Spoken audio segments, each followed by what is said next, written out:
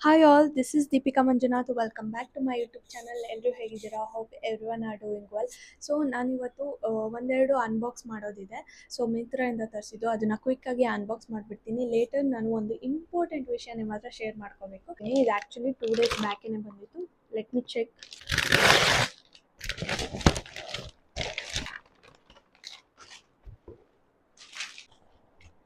So Dressberry what a girl wants ಅಂತ.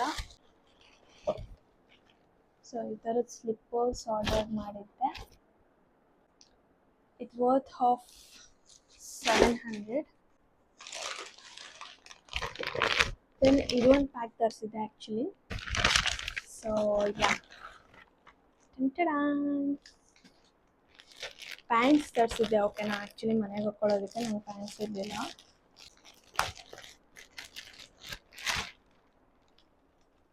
Wow, material is so soft. So ಈ ಥರ ಇದೆ.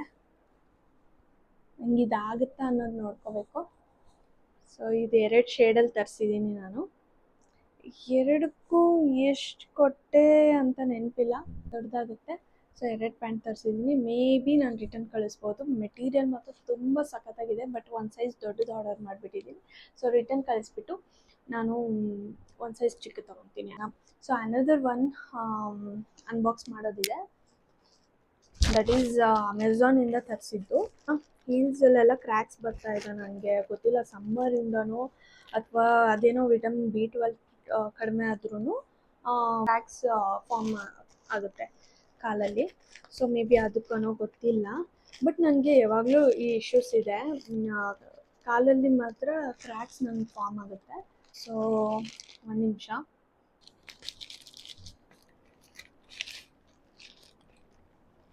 ಸೊ ಈ ಥರ ಸ್ಪಾ ಜೆಲ್ ಸಾಕ್ಸ್ ತರಿಸಿದ್ದೆ ನಾನು. So because of my crack heels. So pink colour ಕೊಟ್ಟಿಲ್ಲ, ಗ್ರೇ ಕಲರ್ ಕೊಟ್ಟಿದ್ದಾರೆ. ಗ್ರೇ ಕಲರ್ ಕೊಟ್ಟಿದ್ದಾರೆ. ಇದು ಆ್ಯಕ್ಚುಲಿ ನಾನು ಫಸ್ಟ್ ಟೈಮ್ ತರಿಸ್ತಾ ಇರೋದು ಅಮೆಝಾನಿಂದ. ಸೊ ಒಳಗಡೆ ಈ ಥರ ಜಲ್ಲಿ ಜಲ್ಲಿ ಇರುತ್ತೆ. ಹೊರಗಡೆ socks and pair of socks. I think worth of giving the money. ನಾನು 300 ಪೇ ಮಾಡಿದ್ದೆ. It's worth to pay actually ಅನಿಸ್ತಿದೆ. ಸೊ ನಾನು ಯೂಸ್ ಮಾಡಿಬಿಟ್ಟು ನಾನು ನಿಮ್ಗೆ ಹೇಳ್ತೀನಿ, is it worth of paying or not ಅಂತ. ಸೊ ಓಕೆನಾ. ಸೊ ಇದಿಷ್ಟು ನನ್ನ ಅನ್ಬಾಕ್ಸಿಂಗ್ ವಿಡಿಯೋ ಆಗಿತ್ತು. ಸೊ ನೆಕ್ಸ್ಟ್ ನಾನು ನಿಮ್ಗೆ ಹೇಳಿದ್ದೆ ಒಂದು ಇಂಪಾರ್ಟೆಂಟ್ ವಿಷಯ ಮಾತಾಡ್ತೀನಿ ಅಂತ ಹೇಳಿಬಿಟ್ಟು, ನನ್ನ ಪಾಪುಗೆ ಬ್ರೆಸ್ಟ್ ಫೀಡ್ ಮಾಡುವಂಥ ವಿಷಯ. So it was so challenging because first 2 days ಏನೋ ಫೀಡ್ ಮಾಡಿಸ್ಬಿಟ್ಟೆ. ಹಾಸ್ಪಿಟಲಲ್ಲಿದ್ದೆ, ನರ್ಸ್ ಎಲ್ಲ ಹೆಲ್ಪ್ ಮಾಡ್ತಾಯಿದ್ರು. So even though I was also not knowing how to breast feed him, and he was also not knowing latch ಅನ್ನೋದೆಲ್ಲ ಗೊತ್ತಿರಲಿಲ್ಲ. ಓಕೆನಾ. So ಈ ಎಲ್ಲ ಇಶ್ಯೂಸ್ ಇದ್ದರೂ ಕೂಡ we managed for 2 days because ನಾವು ಹಾಸ್ಪಿಟಲಲ್ಲಿದ್ವಿ ಆ್ಯಂಡ್ ನರ್ಸ್ ವೇರ್ ಹೆಲ್ಪಿಂಗ್ ಹಸ್.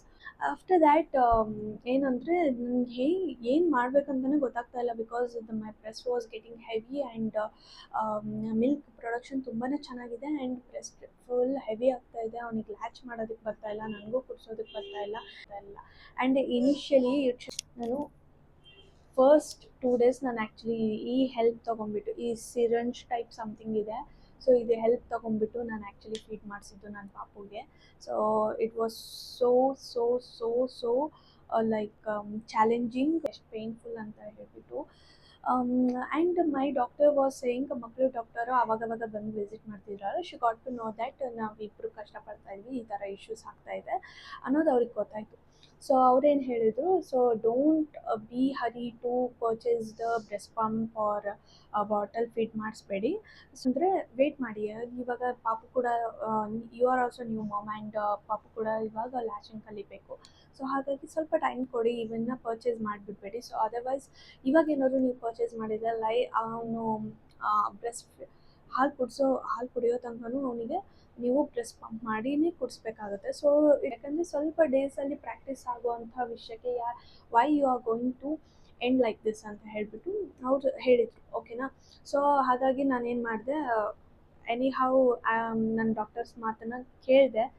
ಸೊ ಏನಾಯಿತು, ಓಕೆ ಹೀಗೆ ಪ್ರಾಬ್ಲಮ್ಸ್ ಎಲ್ಲ ಫೇಸ್ ಮಾಡ್ತಾ ಇದ್ವಿ. And I think third fourth and fifth sixth ತನಕನೂ ನಾನು ಇದು ಇದರಲ್ಲಿ ಮಿಲ್ಕ್ ಎಕ್ಸ್ಟ್ರಾಕ್ಟ್ ಮಾಡ್ತಾಯಿದ್ದೆ. ಆ್ಯಂಡ್ ವಿತ್ ಏನು ಡ್ರಾಪ್ಲೆಟ್ಸ್ ಹಾಕೋದಿರುತ್ತಲ್ವ, ಟಾನಿಕ್ಸ್ ಎಲ್ಲ ಡ್ರಾಪ್ಲೆಟ್ಸ್ ಹಾಕೋದು. ಸೊ ಅದರಲ್ಲಿ ನಾನು ಫೀಡ್ ಮಾಡಿಸ್ತಾ ಇದ್ದೆ. ಓಕೆನಾ. ಏನು ಪಾಪನ್ನೆಲ್ಲ ನೋಡೋದಕ್ಕೆ ಬರೋರು ಎಲ್ಲರೂ ದೇವರ್ like shaming me for feeding him like that. So ನನಗೆ ಒಂದು ಕಡೆ ಫೀಡ್ ಮಾಡಿಸ್ತಿಲ್ಲ ಅಂತ ಬೇಜಾರು, ಪ್ರೋಸೆಸ್ ಕರೆಕ್ಟಾಗಿ ನಡೀತಾ ಇಲ್ಲ ಅನ್ನೋ ಒಂದು ಬೇಜಾರು. ಅದು ಫಸ್ಟ್ರೇಷನ್ ಇದೆ ಆಲ್ರೆಡಿ. ಆ್ಯಂಡ್ ನ್ಯೂ ಮಾಮ್ ಬೇರೆ, ನನ್ನ ಸಿ ಸೆಕ್ಷನ್ ಬೇರೆ. ಆ್ಯಂಡ್ ಟ್ರಸ್ಟ್ ಮೀ, ಯಾರ್ಯಾರು ವಿಸಿಟ್ ಮಾಡೋದಕ್ಕೆ ಬಂದಿದ್ರು, ಫ್ಯೂ ಪೀಪಲ್ಸ್ ನಾನು ಹೇಳ್ತೀನಿ, ಅವ್ರು ವಿಸಿಟ್ ಮಾಡೋದಕ್ಕೆ ಬಂದಿದ್ರು, ದೇವರ್ complaint me are treated me like ನನ್ನ ಒಳ್ಳೆ ತಾಯಿ ಅಲ್ಲ ಅನ್ನೋ ಒಂದು ರೀತಿಯ ಸೆನ್ಸ್ ಆಫ್ ಟಾಕ್ಸ್ ಬಂತು. So I felt very bad that time. So ಏನು ಮಾಡೋಕ್ಕಾಗುತ್ತೆ, ಮತ್ತೆ ಡಾಕ್ಟರ್ಸ್ ಹತ್ರ ಹೋದ್ವಿ ಮಾಡಿ. ಆ್ಯಂಡ್ ಹೆಂಗೆ ಮಾಡಿ ಅಂತ ಅಂದರೆ, ಒಂದು ಫ್ಯೂ ಡ್ರಾಪ್ಸ್ ಮಾತ್ರ ಅದ್ರಲ್ಲಿ ಹಾಕಿ ಆ್ಯಂಡ್ ಲೇಟರ್ ನೀವು ಬ್ರೆಸ್ಟ್ ಫೀಡ್ ಮಾಡೋದಕ್ಕೆ ಕರ್ಕೊಂಬಿಡಿ ಪಾಪುನ ಅಂತ ಹೇಳಿದರು. ಸೊ ಅದೇ ಥರ ಟ್ರೈ ಮಾಡಿದೆ. ಲೇಟರ್ ನಾನು ಏನು ಮಾಡೋದಕ್ಕೆ ಸ್ಟಾರ್ಟ್ ಮಾಡಿದೆ ಅಂದರೆ, ಒನ್ ಫೀಡ್ ಬಂದುಬಿಟ್ಟು ಕಂಪ್ಲೀಟಾಗಿ ಅದರಲ್ಲೇ ಫೀಡ್ ಮಾಡಿಸ್ತಾ ಇದ್ದೆ. ಇನ್ನೊಂದು 10 ಮಿನಿಟ್ಸ್ ಬಿಟ್ಟು ಇನ್ನೊಂದು ಫೀಡ್ ಬರುತ್ತೆ ಅಂತ ಅಂದಾಗ I use to make him like ಒಂದು 10 ಮಿನಿಟ್ಸ್ ಗ್ಯಾಪ್ ಕೊಟ್ಬಿಟ್ಟು I use to make him latch the breast. Okay. So ಇದೇ ಥರ ಬ್ರೆಸ್ಟ್ ಫೀಡ್ ಮಾಡಲಿ ಅಂತ ಹೇಳ್ಬಿಟ್ಟು ನಾನು ಕಲಿಸೋದಕ್ಕೆ ಸ್ಟಾರ್ಟ್ ಮಾಡಿದೆ. And one fine day morning ಒಂದು ಆ್ಯಂಡ್ ಆಫ್ಟರ್ನೂನ್ ಒಂದು ಸಲ ಆ್ಯಂಡ್ ನೈಟ್ ಒಂದು ಸಲ ಮಾತ್ರ ಅದ್ರಲ್ಲಿ ಕುಡಿಸ್ದೆ. ಇನ್ನು ಮಿಕ್ಕಿದ ಟೈಮಲ್ಲೆಲ್ಲ you have to latch this ಅಷ್ಟೇ. So I felt very bad that time also. ನಾನು ತುಂಬ ವರ್ಸ್ಟ್ ಮಾಮ್ ಆಗ್ತಾಯಿದ್ದೀನ ಅನ್ನೋ ಥರ ಎಲ್ಲ ಫೀಲ್ ಆಯಿತು. So that was the issue ಅವತ್ತಿನ day. That was 8th day. ಓಕೆನಾ, 8th ಡೇ. ಸೊ ಅವತ್ತು ಕಂಪ್ಲೀಟಾಗಿ ಅವತ್ತು ನೈಟ್ ಅನ್ನೋಷ್ಟರಲ್ಲಿ ಅವನು ಅಳೋದನ್ನು ಸ್ಟಾಪ್ ಮಾಡಿಬಿಟ್ಟು ಕಂಪ್ಲೀಟಾಗಿ ಲ್ಯಾಚ್ ಮಾಡೋದಕ್ಕೆ, ಬ್ರೆಸ್ಟನ್ನು ಮಾತ್ರ ಲ್ಯಾಚ್ ಮಾಡೋದಕ್ಕೆ. And I stopped that day it self. ಮತ್ತು ನಾನು ಆ ಸಿರೆಂಜು ಮತ್ತು ಅದು ಇದನ್ನು ತೊಗೊಳೋದಕ್ಕೆ ಹೋಗಲಿಲ್ಲ. ಬಟ್ ಏನಂದರೆ, ಇನಿಷಿಯಲಿ ಅಷ್ಟೊಂದು ಏನು ಚೆನ್ನಾಗಿ ಅವ್ನು ಲ್ಯಾಚ್ ಮಾಡ್ತಾ ಇರಲಿಲ್ಲ. ಸೊ ನನಗೆ ಬ್ರೆಸ್ಟ್ ಟೈಟ್ನೆಸ್ ಆಗ್ತಾಯಿತ್ತು, ಹಾಲು ಚೆನ್ನಾಗೇ ಇತ್ತು. ಸೊ ಹಾಗಾಗಿ ನಾನು ವಾಶ್ರೂಮಲ್ಲಿ ಹೋಗ್ಬಿಟ್ಟು ಅದನ್ನು ಎಕ್ಸ್ಕ್ರೀಟ್ ಮಾಡ್ತಾಯಿದ್ದೆ. ಬಿಕಾಸ್ ಹಾಲು ಚೆನ್ನಾಗಿ ಪ್ರೊಡಕ್ಷನ್ ಆಗ್ತಾಯಿತ್ತಲ್ವ, ಮತ್ತೇನು ಅದು ವೇಸ್ಟ್ ಮಾಡಿದ್ರೆ ಪರವಾಗಿಲ್ಲ. ಅದರ್ವೈಸ್ ಅದು ಮತ್ತೆ ಸ್ಟೋರ್ ಮಾಡಿಕೊಂಡ್ರೆ ಇನ್ನೊಂದಷ್ಟು ಪ್ರಾಬ್ಲಮ್ ಕ್ರಿಯೇಟ್ ಆಗ್ಬೋದು ಅನ್ನೋ ಒಂದು ಕಾರಣಕ್ಕೆ. So I discarded that. So ಈ ರೀತಿ ನನ್ನ ಬ್ರೆಸ್ಟ್ ಫೀಡಿಂಗ್ ತುಂಬ ಚಾಲೆಂಜಿಂಗ್ ಆಗಿತ್ತು. So another one thing, BCG injection ಕೊಟ್ಟಿರ್ತಾರೆ ಪಾಪುಗೆ ಆ್ಯಕ್ಚುಲಿ. ಸೊ ಅದೇನಾಗ್ಬಿಡುತ್ತೆ, ಲೈಕ್ ಆಫ್ಟರ್ 1 ವೀಕ್ ಆದಮೇಲೆ, ಏನೋ after 1 week or I think 8 to 9 days ಅನಿಸುತ್ತೆ. ಸೊ ಅದು ಒಬ್ಬೇ ಬರೋದಕ್ಕೆ ಸ್ಟಾರ್ಟ್ ಆಗಿತ್ತು. ಆ ಟೈಮಲ್ಲಿ ಅಗೇನ್ ಮಕ್ಕಳು ಡಾಕ್ಟರ್ ಹೇಳಿದರು, ಸೊ ಇಲ್ಲ, this is a normal thing. ಕೆಲವು ಮಕ್ಕಳಿಗೆ 4 ಡೇಸಲ್ಲೇ ಬರುತ್ತೆ, ಕೆಲವು ಮಕ್ಕಳಿಗೆ 5 ಡೇಸಲ್ಲಿ, ಕೆಲವು ಮಕ್ಕಳಿಗೆ 1 ತಿಂಗಳು ಆದಮೇಲೂ ಬರುತ್ತೆ. So this is a normal thing. ಏನು ಭಯ ಪಡಬೇಡಿ, ಏನೂ ಇಲ್ಲ. Just it has to cure by itself. So okay ಅಂತ ಹೇಳಿಬಿಟ್ಟು, ಆ್ಯಂಡ್ ಅದಾಗೆ ಪಸ್ಸಾಗಿ ಇಷ್ಟು ಕುಪ್ಪೆ ಆಗಿಬಿಟ್ಟು ಅದಾಗಿಯೇ ಎಕ್ಸ್ಕ್ರೀಟ್ ಆಯಿತು. ಐ ಥಿಂಕ್ ಇಲ್ಲೆಲ್ಲಾದರೂ ನಾನು ಫೋಟೋ ಹಾಕ್ತೀನಿ, ನನ್ನ ಗ್ಯಾಲ್ರಿನಲ್ಲಿ ಆ ಫೋಟೋ ಏನಾದರೂ ಅವೈಲೇಬಲ್ ಇದ್ದರೆ. ಐ ಥಿಂಕ್ ಅದು ಮಾರ್ಕ್ ಆಗುತ್ತೆ ಅನಿಸುತ್ತೆ. ಸೊ ನೆಕ್ಸ್ಟ್ ಇನ್ನೊಂದು ಟೈ ಮಾಡಿರ್ತಾರಲ್ವ ಆಂಬಿಕಲ್ ಕಾರ್ಡ್ಗೆ, ಸೊ ಅದು ಓಕೆನಾ, ಆ ಕಾರ್ಡ್ಗೆ ಟೈ ಮಾಡಿದ್ದಾರೆ. ಆ್ಯಂಡ್ ಅದು ಶರ್ಟ್ ಹಾಕೋದಕ್ಕೆ ಭಯ ಆಗ್ತಾಯಿತ್ತು. ಸೊ ಇದೆಲ್ಲ ಇಶ್ಯೂಸ್ ಆಗ್ತಾಯಿತ್ತು. ಆ್ಯಂಡ್ ಅದ್ರ ಬಗ್ಗೆನೂ ನಾನು ಡೌಟ್ಸ್ ಕೇಳಿದ್ದೆ. ಏನು ಹೆದರ್ಕೋಬೇಡಿ, ಮಕ್ಕಳಿಗೆ ಏನು ನೋವಾಗೋದಿಲ್ಲ, ಅದ್ರ ಮೇಲೂ ನೀವು ಶರ್ಟ್ ಹಾಕ್ಬೋದು, ಅದು ಏನಾಗೋದಿಲ್ಲ. ಆ್ಯಂಡ್ ಅದು ಸ್ವಲ್ಪ ಶೇಕ್ ಆದ್ರೂ ಏನು ಪೇನ್ ಆಗೋದಿಲ್ಲ.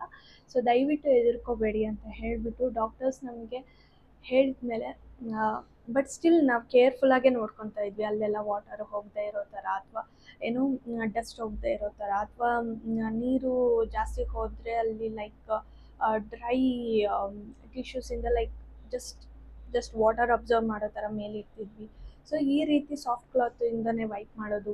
ಸೊ ಈ ರೀತಿ ನಾವು ಪ್ರಿಕಾಷನ್ಸ್ ತೊಗೊತಾ ಇದ್ವಿ. ಸೊ ಕೆಲವೊಂದು ಪಾಪುಗಳ ಬಗ್ಗೆ ತುಂಬಾ ಕೇರ್ಫುಲ್ಲಾಗಿರಬೇಕಾಗುತ್ತೆ. ಆ್ಯಂಡ್ ನೀವು ಅಷ್ಟೇ, ಏನೇ ಡೌಟ್ಸ್ ಬಂದ್ರೂ ಡಾಕ್ಟರ್ಸ್ ಹತ್ರ ಕೇಳಿ. ಬಿಕಾಸ್ ಇವಾಗ ನಾನು ಹೇಳಿದ್ದನ್ನು ನೀವು ಸಡನ್ ಹಾಗೆ ತಗೋಬೇಡಿ. ಓಕೆ. ಸೊ ಹಾಗಾಗಿ ಸಣ್ಣ ಡೌಟ್ ಬಂದ್ರೂ ನೀವು ನೆಗ್ಲೆಕ್ಟ್ ಮಾಡೋದಕ್ಕೆ ಹೋಗಬೇಡಿ. ಡಾಕ್ಟರ್ಸ್ನ ಹೋಗಿ ಕೇಳಿ, ಬಿಕಾಸ್ ನಮ್ಮ ಅಮ್ಮಂದಿರು ಇರೋ ಥರ ನಾವಿರಲಿಲ್ಲ ಆ್ಯಂಡ್ ನಾವಿರೋ ಥರ ನಮ್ಮ ಮಕ್ಕಳು ಇರಲ್ಲ. ಓಕೆನಾ? ಸೊ ಹಾಗಾಗಿ ಕಾಲ ತುಂಬ ಸೂಕ್ಷ್ಮವಾಗಿರೋದ್ರಿಂದ ಆದಷ್ಟು ಪ್ರಿಕಾಷನ್ಸ್ನ ತಗೊಳ್ಳಿ ಅಂತ ಹೇಳೋದಕ್ಕೆ ಇಷ್ಟಪಡ್ತೀನಿ. ಈ ವಿಡಿಯೋನ ಮುಗಿಸ್ತಾ ಇದ್ದೀನಿ. Thank you so much for watching. Stay tune for my next video. Until then bye.